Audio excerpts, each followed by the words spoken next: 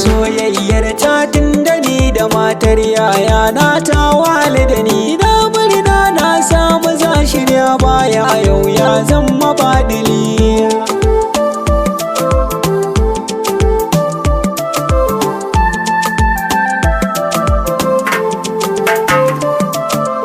So da ruwi ya zamo daya mai sai ya yi juriya, iyali ne abokin tafiya na gari ke rasa nahiya. Yau so ya sani tafiya ban san aina ne zan tsaya, daga jin haka kun ji gaskiya labarin ne yanzu zan gina.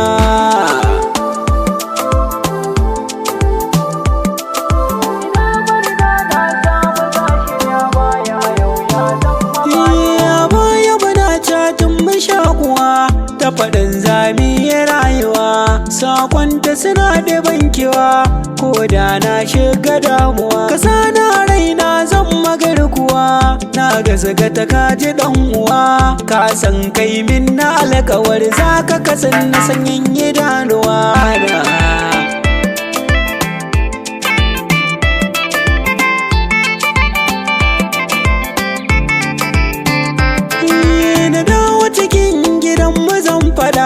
Tafiya kasana na jaddada, ummi abba basa gida, sai matar ya sajida.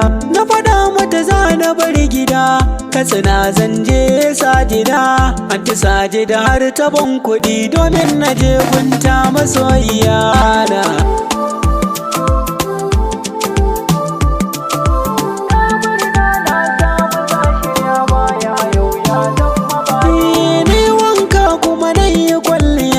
Na fito a tasha ne na saya, mun dau hanya ta tafiya, na kirawo ta masoyiya. Ta daga ta yi min dariya, na ta ce a iso lafiya. Ni ku sai ɗauki farin ciki, buri na yin ganna Katsina.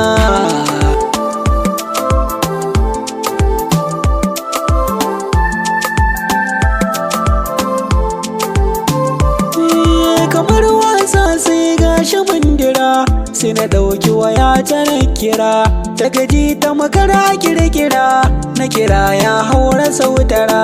Ba ta shiga da na tunzura, na sha wahala ta tazzara. Me sitinai karki min haka, na fara tunanin ina ne za na zauna.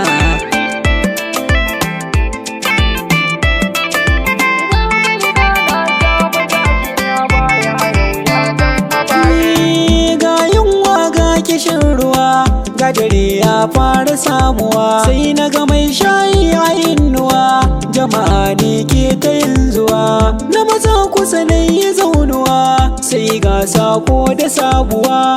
Mai sauraro ka bi ni bashin sakon aina ne muka kwana.